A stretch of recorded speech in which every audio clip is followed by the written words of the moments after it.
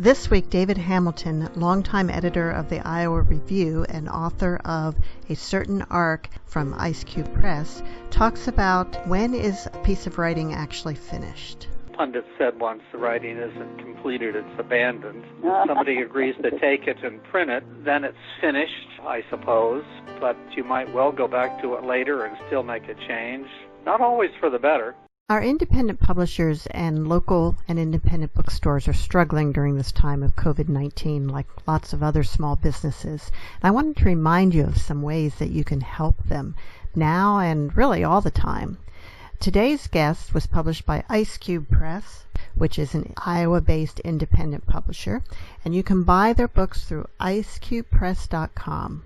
For other books, you can go to bookshop.org, which is just as easy to order from as the big names that we won't mention, but the proceeds go to support local and independent bookstores.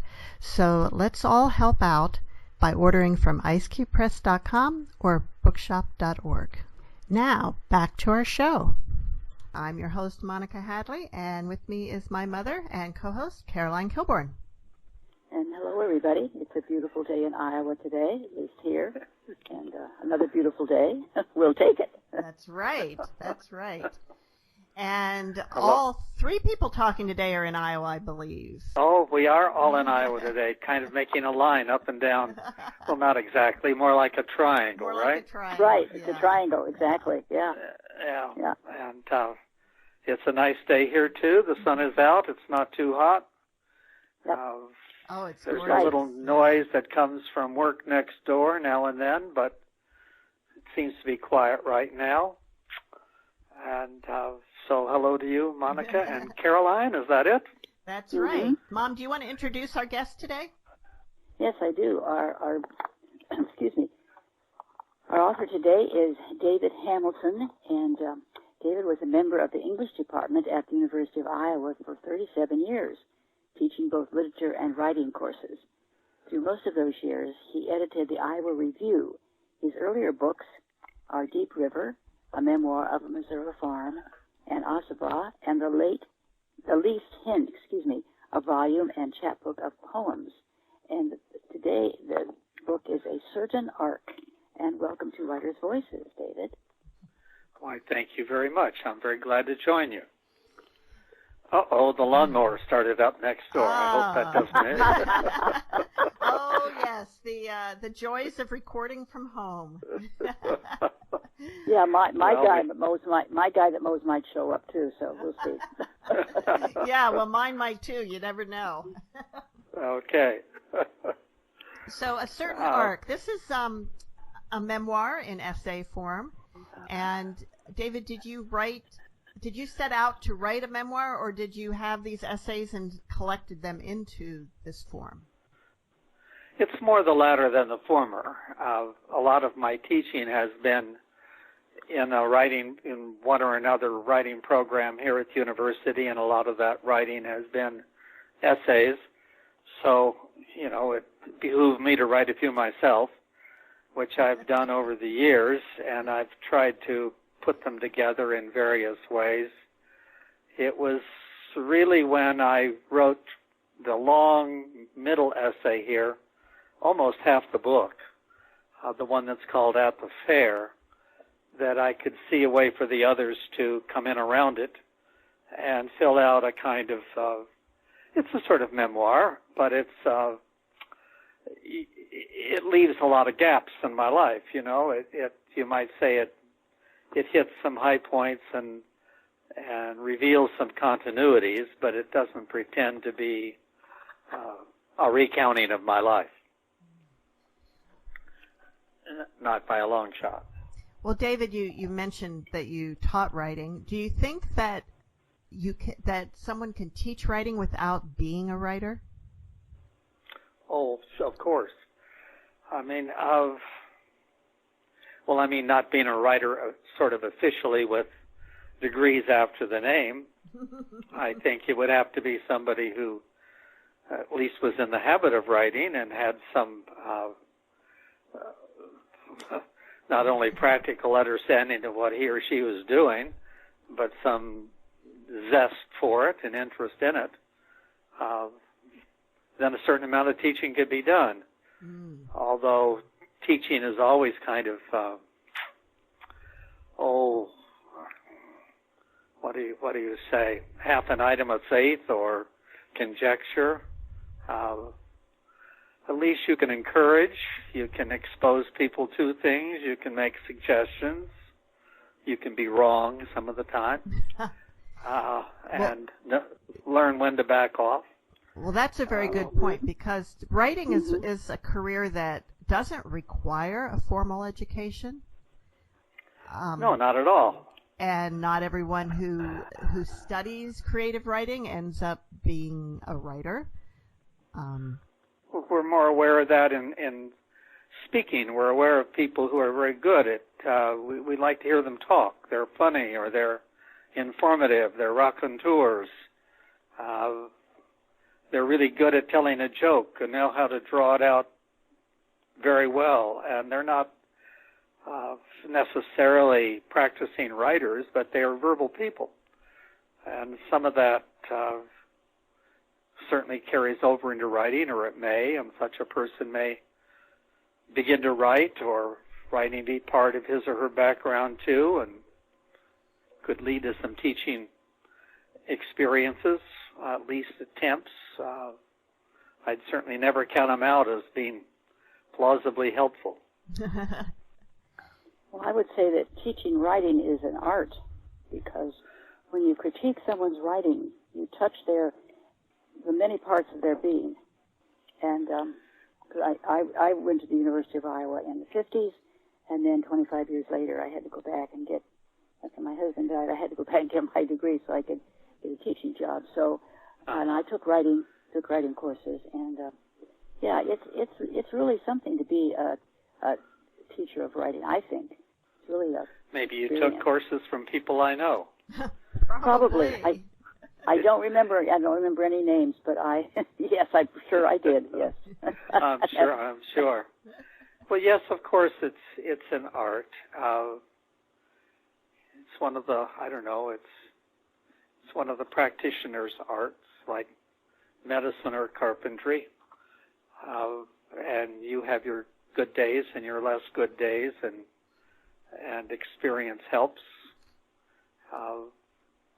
I think I spent a lot of years teaching writing, among other things, more than the years at Iowa. I was elsewhere first, and another good 10 years of my life went in largely to teaching writing courses of one kind or another.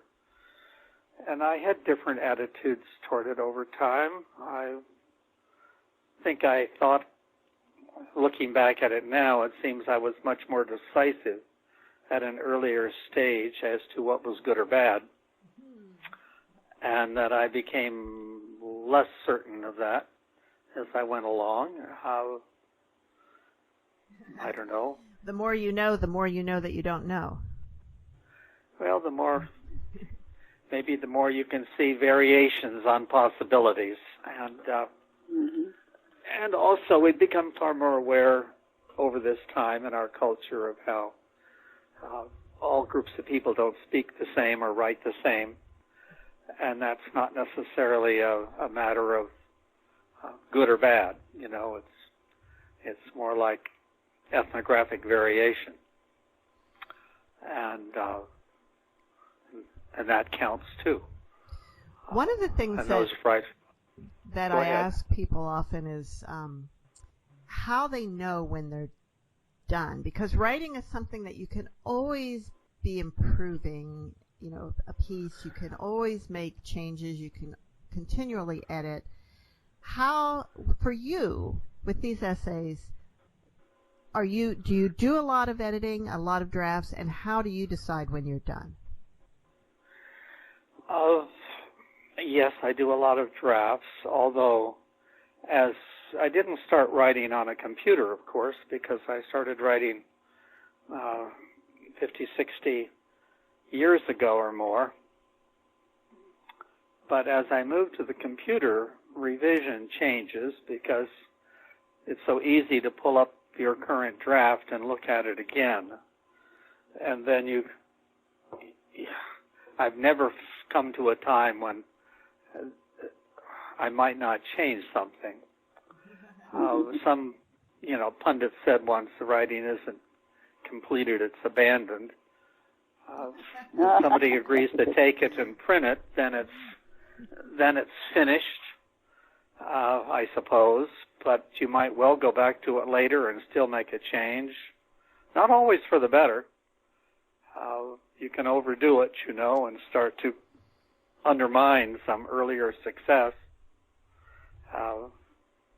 But there's never a time when I pull up a file on my computer and start rereading it that I don't find myself making some change. And one change then sometimes necessitates another, or may prompt another at least. Remember the writer Raymond Carver? Short stories mostly, some poems. Yeah. He was here at the workshop once upon a time as a teacher. He said once that he thought he knew his writing was finished when he started changing commas to periods that had earlier been changed from periods to commas. And that's as good a measure as any I know.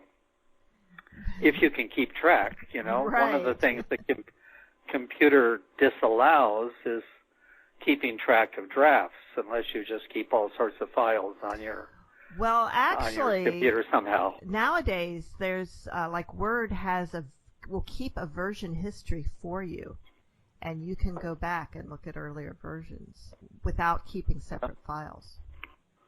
I probably haven't explored Word thoroughly enough. I just know that I have a whole bunch of things that are sort of active, and I'll pull them up again, and I'll read through them again, and something else will occur to me, and a little change will be made. I put a poem on a Facebook page yesterday that had been printed last fall, but I made several changes in it before I put it on my Facebook page, and I don't know if it's for better or worse, but part of it too, I think, is that when you're rewriting, when you're revising, you're working with something that's somewhat familiar to you, or very familiar to you, and it's easier to do that than to start fresh with something that is new, that you don't know where you're going. You have very little idea where you're going. So sometimes it's just kind of a refuge to tinker with writing that's more or less finished, rather than starting out again. That's not a good thing, It's just right.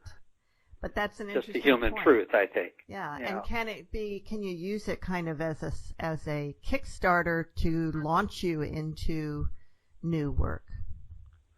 Yes, I hope so. I think that looking at something you've been working on sometimes kicks you off in a new direction. I remember there was, writing gives you ideas for more writing, no question about that. So are you still writing? Yes, though I don't have any possibly significant essay underway at the moment. Poems have been my refuge for a while, and they're maybe I'm just communing with myself, but I also take part in a weekly meeting with 4 other poets in town. Nowadays we meet by Zoom rather than in person, but for years this group has met, and we'll bring whatever draft we have of a poem and look at it together with each other. So that kind of prompts me for working on something new or semi-new pretty regularly. So I spend some part of every day at my desk. I can't say a whole lot of that is active, positive valuable writing, but at least it's in the territory. Another thing Carver said once was, you've got to be at your post. And then things happen if you're at your post, and they're certainly not going to happen if you're not. So, I don't know. That's at least a good half-truth. Sometimes I get an idea when I'm walking my dog, too. But, well, that is true. But I can forget it by the time I get home. So, yes, you need to spend some time at your post. You're listening to Writers' Voices with Monica and Caroline. Our guest today is David Hamilton, author of A Certain Arc, Essays of Finding My Way. So what were you looking for in finding your way? A way of being that was not an embarrassment to myself. And of some value to others.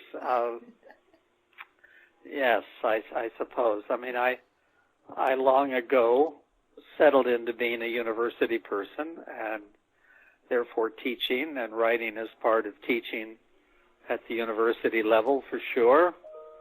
And then I got involved with the writing community here through editing the magazine, and so looking for a way of making sense of things that I encounter or experience I've had, reading I've done, people I've met, trying to think about it for myself and convey what I think I've found to others. Well, tell us kind of a little bit about the various essays in the book and what time periods of your life they cover. Okay. Well, the first essay in the book is called Hometown, and it provides a bridge to the earlier book, Deep River, Memoir of a Missouri Farm, because it's essay-length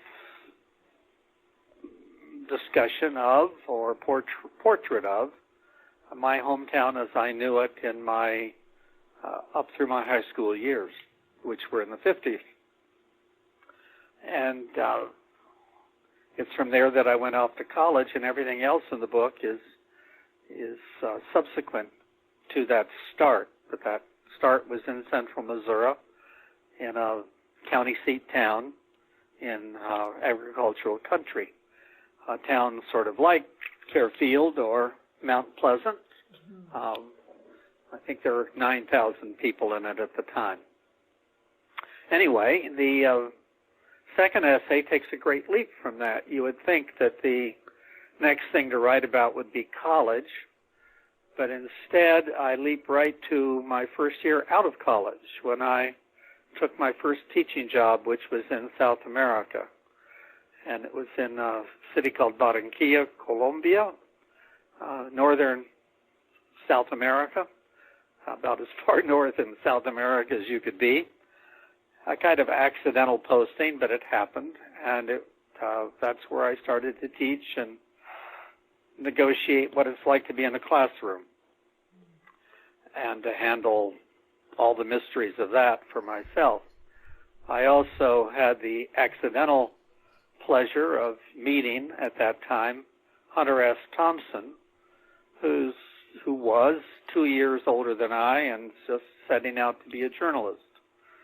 And as things happened, he bummed a couch in our flat for about a week, and so my experience of being a new teacher plays off his experience as I observed it of being a writer trying to launch his career. And so the second essay deals with that combination. The third essay continues the theme of being away, and it's called Someone is Leaving, a Ghost Story. My daughter served in the Peace Corps in West Equatorial Africa for 3 years, and I made a visit to see her during her time there, and so I found myself in very strange territory indeed for me. And had a encounter with what her friends insisted was a ghost. And one of them was shrewd enough to say to me, "But you won't let yourself believe in ghosts, will you?" So he put me in my Western cautious place, and so it's a meditation on that and a narrative of the experience of being there. And the two essays together provide an account of my exposure to culture other than my own, ethnicity other than my own, encounters with the black world, multicultural world, multiracial world, as both a young man and as a somewhat older man. And then there's a little essay that was prompted by hoping to honor one of my predecessors here who has retired and died, a former chair of the English department, Richard Lloyd Jones. So people are putting together, or hoping to put together, a collection of essays in his honor. So I wrote one myself, and that deals a little more with teaching writing and my path through college to here in attempting to be a writer. Not a very long essay. Then comes the At the Fair, which is the long middle essay. Clearly my major identification at Iowa has been as editor of the Iowa Review. It's now finished its 50th year, and I was editor of 32 of those years. Wow. So by far over the greater portion of its life so far, and working with many, many students and many writers who pass through here, as many do. So as I came to the end of that, I had an awful lot of anecdotal information, and I just started writing up little accounts of this or that I remembered or that happened, and putting them in some arrangement. And it could go on and on and on, but I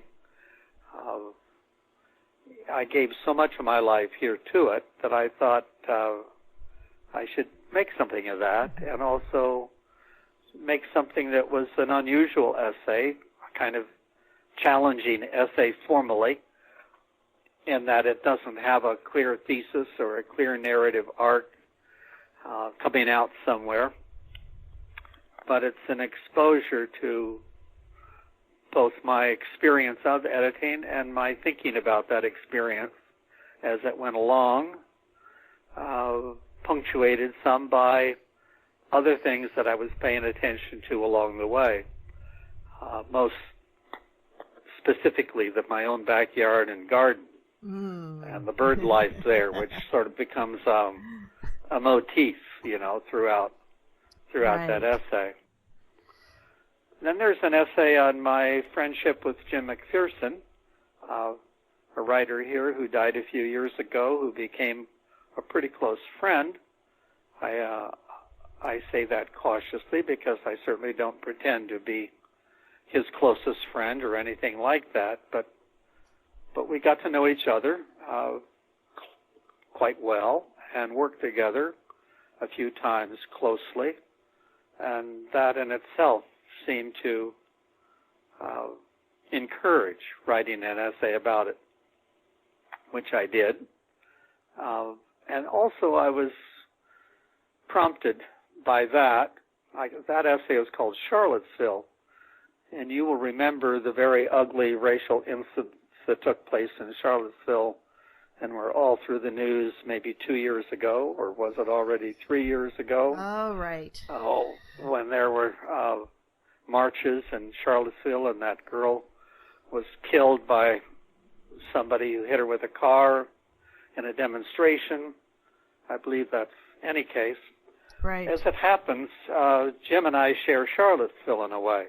I was a graduate student there in the 60s, and Jim was on the faculty there in the early 80s, maybe late 70s, early 80s, just before he came to Iowa. So that we both had experience with Charlottesville, and very different experience, and all of it is racially charged, given that incident of a short time ago. Jim was, in fact, very cautious of me at first because I was a white guy who had more or less thrived in Charlottesville, and he certainly had not.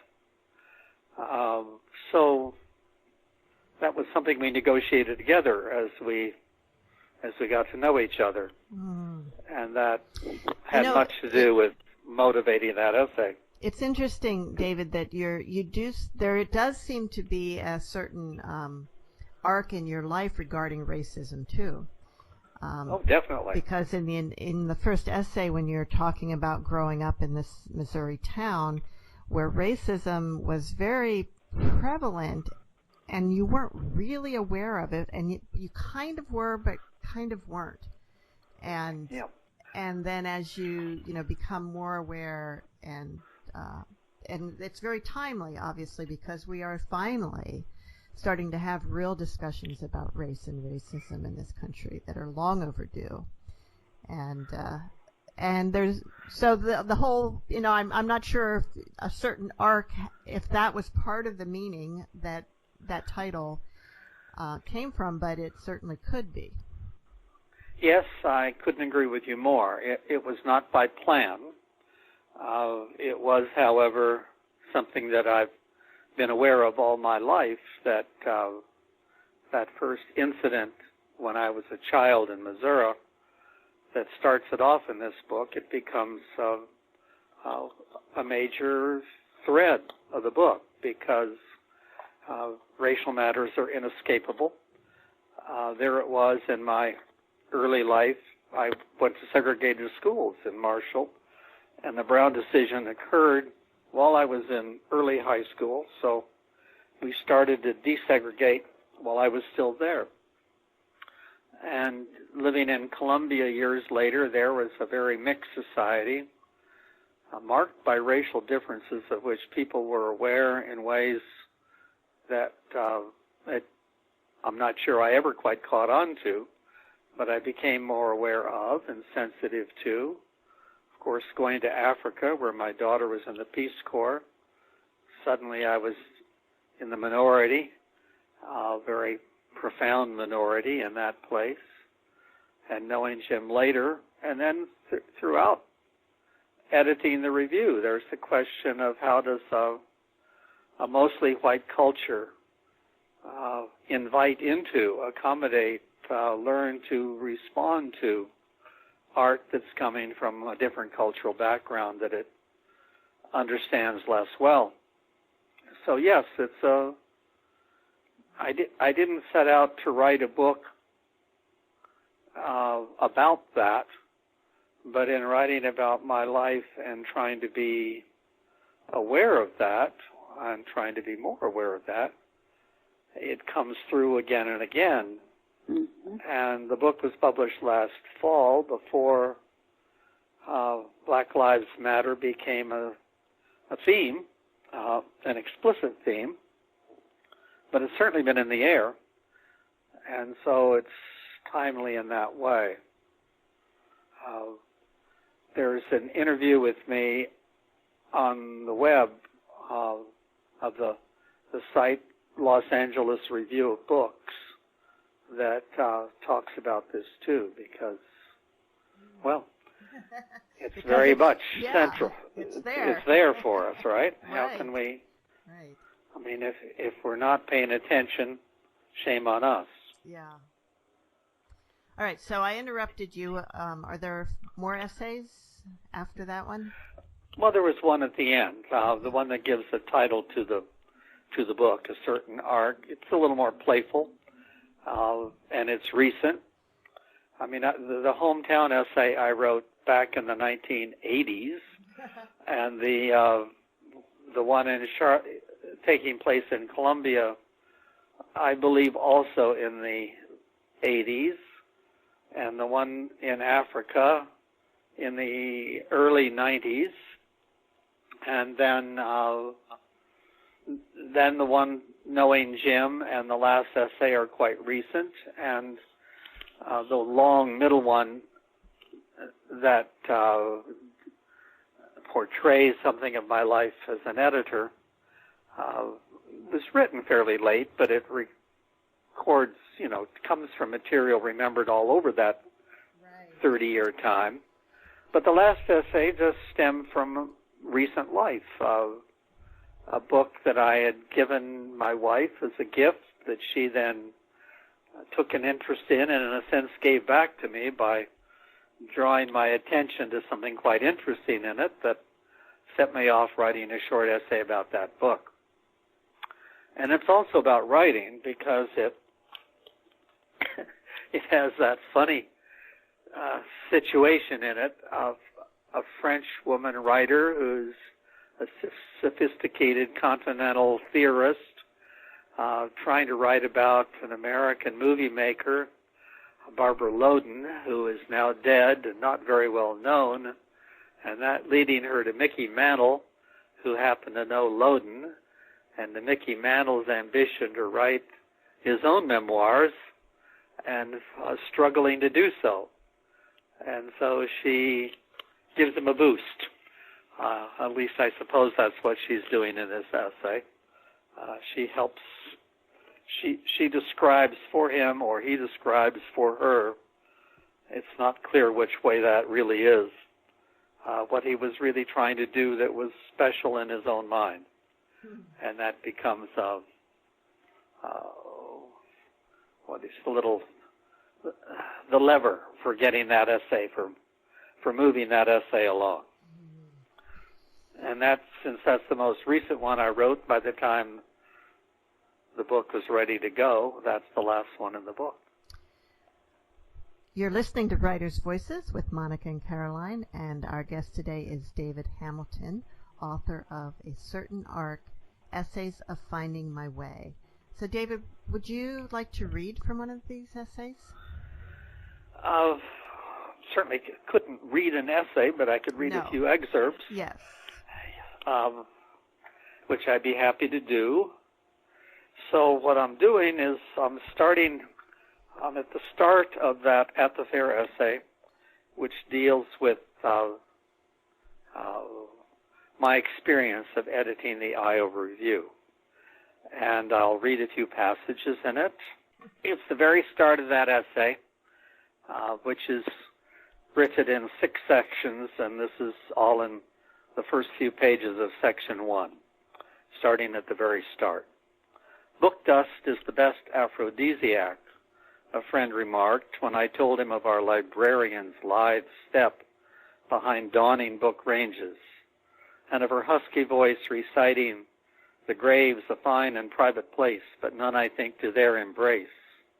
The grave's a fine and private place," over and over, as I kept pace with her, behind shelf after shelf of old books, before turning into her late afternoon path at an aisle. "Who wrote that?" she asked, as we paused face to face, all but touching, and I dropped my gaze, mumbled Marvell. I really had passed my comprehensive exams, and slipped past her into the dusk of prose and rhyme and prose.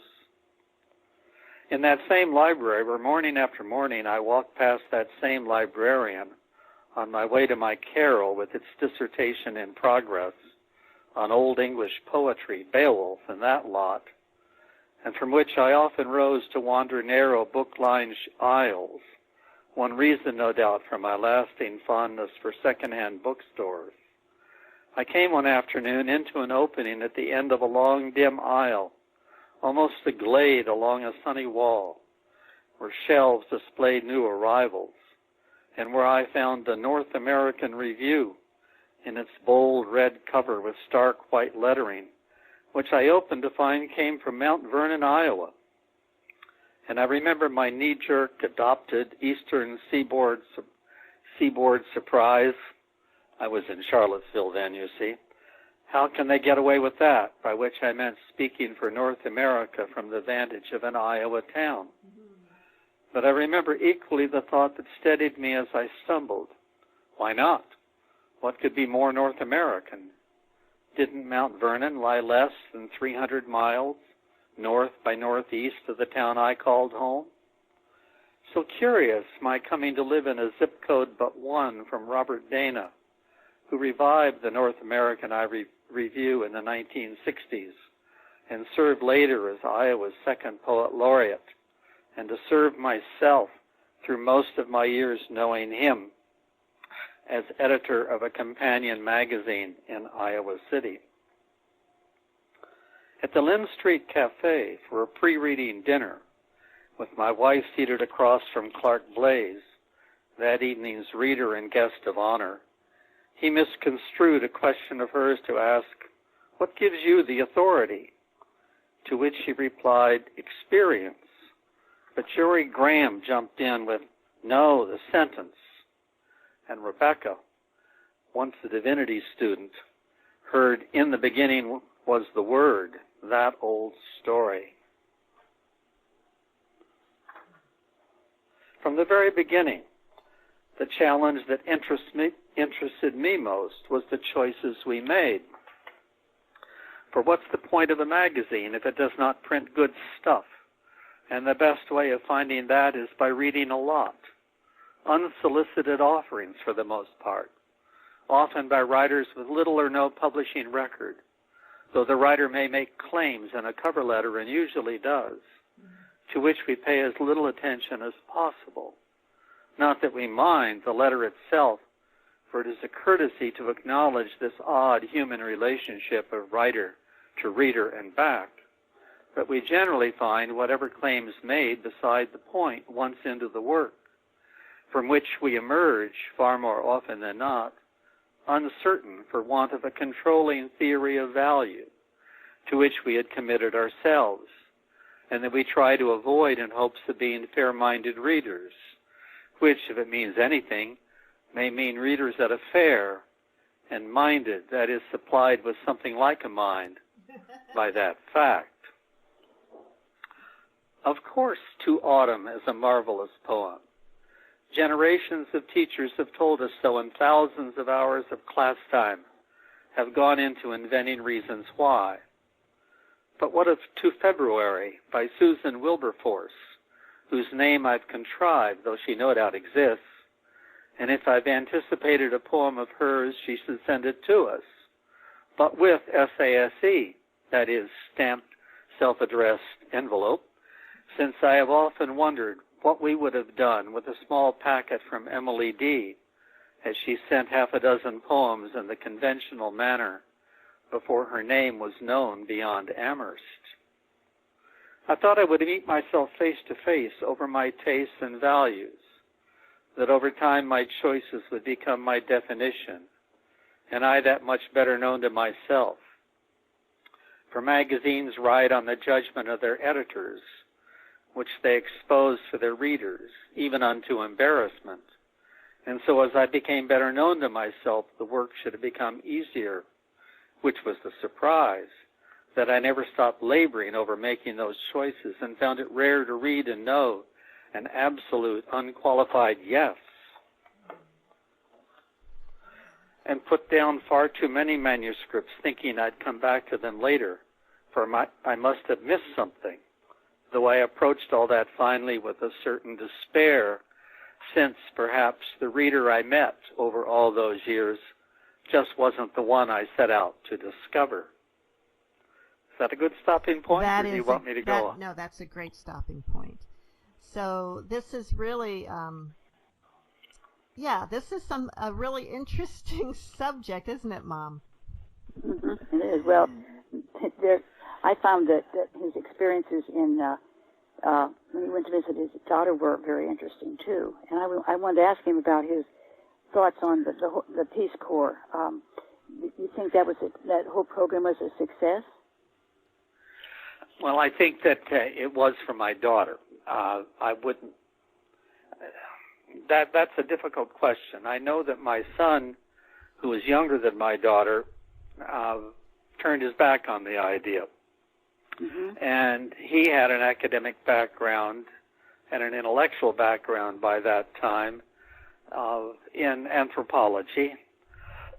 and he could critique the Peace Corps as a kind of colonialism, exporting our values a little too blithely elsewhere in the world. My daughter came into it certainly not innocent. She's an experienced, bright woman herself, but without that particular intellectual background, and was happier to give it a try. And then it depends a good deal on the luck of where you go and the way it's run in that particular country. She found herself in a good place in Gabon, West Central Africa, where it was well administered, and she felt she made a positive contribution, and she enjoyed it. My own wife was in the Peace Corps herself before I knew her, and she found something quite different. She found that in the place she was sent, Senegal, she took away a job from local women, and she couldn't stomach the idea that her being there took two local, eliminated a job for, I think it was 2 local people. And so she she quit the Peace Corps. She felt it was a matter of principle, and I can certainly understand that, a principle as it occurred to her, as she thought about it, where she found herself. My daughter didn't have that problem, and my son was wary of those things and did other things instead.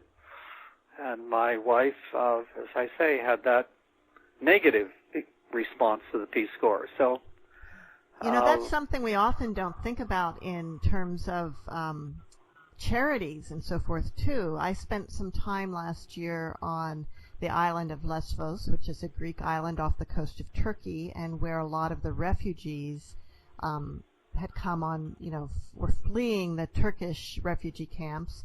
They're originally from Syria, Afghanistan, Sudan, a lot of different places, and they get trafficked basically on these boats over to Lesvos. Now, there's a lot of, and the camps that they're living in are completely overcrowded, and the conditions are not very good. But there's millions and millions of euros flowing in to support the NGO workers who are there. Yeah. And yet the natives on that island, the Greeks on the island, their livelihoods have been almost destroyed because it was largely tourism, and nobody wanted to come be a tourist on an island overrun by refugees. And yet they weren't getting the jobs to help the refugees. They were coming in from other countries of Europe, and we don't think about that. Yes, I think that's the lesson that we're learning in a variety of ways, that it's far too easy for white folks in particular to assume that they have the right to sort of stamp things as they are and should be and act accordingly. And you could go to my essay, Meeting Hunter Thompson in South America, all of which took place in the very early 60s. But there I was teaching as a novice teacher in a school in Colombia that was modeled on American schools, as if that was an appropriate thing to do. And there was Thompson swinging through there, taking the measure of things in his way and getting away with provocations that are sort of allowed to the gringo that weren't allowed to the local people. I mean, it's and often you sort of had the intentions and me in Africa.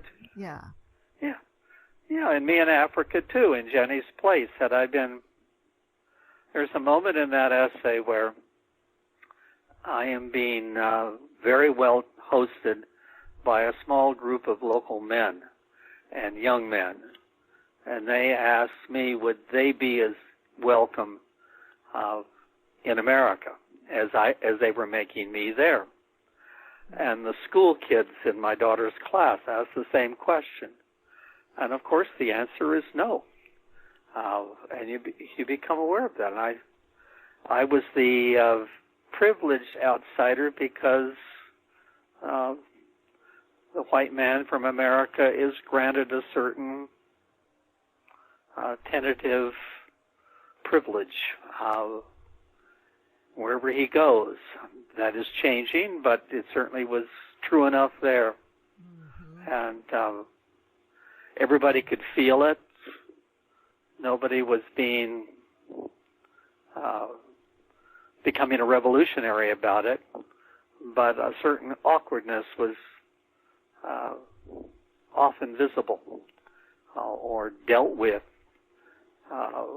tactfully from both sides. But it was there, Yeah. because of our presumption and how to. And also, it's often done out of the desire to help. Yes, indeed. And we don't necessarily have a deep enough understanding of other cultures to know what would actually be helpful. Yes, or whether what we think would be helpful is in any way appropriate. Right. And it's very complicated, and one has to be, I think, one has to learn a lot about tact and True. And become skilled, which I don't know, that comes through trying to be sensitive to the life as you live it and feel that you are living it and others are living it around you. Well, David, it certainly isn't automatic. Let's talk a little bit more about the Iowa Review. Did you publish fiction, nonfiction, poetry, all of the above? All of the above.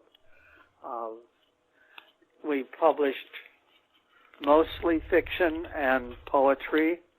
The nonfiction element became thicker as my time went on with the review.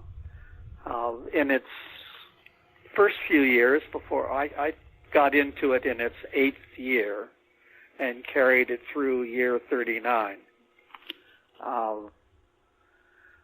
It started with more of an ambition to have critical essays, academic essays about contemporary poetry and fiction. Oh, interesting. I sort of abandoned that thought and tried to develop a place for what we might call the personal essay, the memoiristic essay, the travel essay, the this and the that essay. That's not an act of literary criticism. And that wasn't being done so much. It was 8 years before the first collection of Best American Essays was published, and before any essay was ever included in the Pushcart Prize annual anthology. But it's something that has grown in our culture during that time, and I guess we had a hand in it. Would you call this creative nonfiction? Is that part of this? Yes, I don't think I had that label for it at the start. I simply thought of it as a personal essay. And there were models for me that, they go back to Montaigne. And one sort of more or less contemporary with my work at the magazine was a man named Lewis Thomas. Have you ever run across his work? He was a doctor who wrote short essays on a variety of things, both combining his medical knowledge with his interest in language, music, the natural world, other things. I mean, there are plenty of such people as you gradually learn, but that was one who was a model for me. And we just tried to find place for it in the magazine, and that place grew. And with it, the programs, we had at the university, we had first-year writing courses, right? Freshman comp, we used to call it. We don't call it that anymore because freshman is no longer a preferred term. But first-year writing courses, and then that led to writing courses in the intermediate years, and that led to a graduate program. And because MFAs were already being given in fiction and poetry, music and other things, eventually the MFA came to this kind of writing too, and with it the label creative nonfiction, although a lot of people don't really like the term. But anyway, you know, it becomes sort of categorizable for a college's purposes with that term. In the Iowa Review, were you were there any sort of parameters to who or what you would publish? Like, were there themes of certain issues, or were you trying to include as many Iowa students as possible, or anything, or was it just wide open? It was wide open. Ideally, for me, it was not including colleagues, not including my own students, but responding to voices in the world that I knew in no other way than what they offered on a page. To say, yes, you're admiring something written by a stranger, that seemed to me the very best move. But it wasn't something that it was easy to fill up an issue with, and so other kinds of work came into it. That is, writing by people you did know, or writing by some ex-students, writing that you came upon in other ways. And of course, as the years went by, some of those strangers became acquaintances, at least through the mail, so that we'd get writing from people we'd published before, whether I was personally acquainted with them or not. Anyway, it was a mixture of all of that, but the ideal was to have an open door and be willing to read whatever came and to make choices of what we thought we liked best, and did it what we admired most. Like, would you have students do a first pass read, and then they would pass on things they liked to you for, the final decision? Is that how I had generally 3 students, sometimes 4, from the graduate writing programs, and they became a kind of core staff. And one of them was from the fiction program, one from the poetry program, and one, as time went on and it became better established, one from the nonfiction program. And they would generally attract friends into volunteer reading groups, 4, 5, or 6 people in each group. And they would be the first readers. They would pass things on to me. On the other hand, I would read a kind of random selection myself. So I participated some in that first reading without doing all of it. After all, I was teaching too, and trying to write some myself. What was your acceptance rate? Like, would you accept 1 out of every 100 pieces that you received?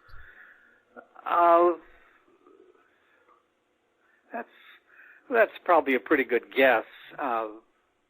One time we had published a writer of fiction who was on the faculty at Iowa State, a man I did not know, and then he came up for promotion. And his chairman wrote wanting to know exactly that. What kind of a success had he had in getting into the Iowa Review, as if those numbers told the story. But it's a much more awkward ratio for a writer of fiction getting into a magazine like the Iowa Review than it is a scholar getting into a scholarly magazine. There are just many fewer submissions overall that came to, for example, Philological Quarterly. which, excuse me, Iowa also sponsors a magazine of literary research. I knew the editor there quite well, and he would get maybe a briefcase full of submissions in a week, that is 5 or 6 or 10, and we'd get multiples of that every day. So, yeah, the odds were very high, especially in fiction, and over time we sort of had a notion of the size of the magazine and how much we could give to which genre in it. We had some special issues that were different, but every issue would generally have half a dozen prose pieces in it, 3 or 4 of them stories, a couple of them essays, then maybe a book review or 2 after that, and we'd have 30 to 40 pages reserved for poetry. So you could do more poets per issue than fiction writers. Of course. Because 3 or 4 fiction writers would take up, anywhere from 20 to 60 pages, and 40 pages of poetry you might have 40 poets. More likely, you'd have something like 25. Right. But, so how frequently was the magazine published? 3 times a year. Wow. It started as a quarterly, and the issues were smaller too, but it evolved into 3 times a year. It coordinated better with the school year. You had 1 issue each semester, and 1 came together over the summer. And so I managed to keep up with things better once it evolved under my hand to that schedule. Well, that makes a lot of sense. David, we're actually out of time.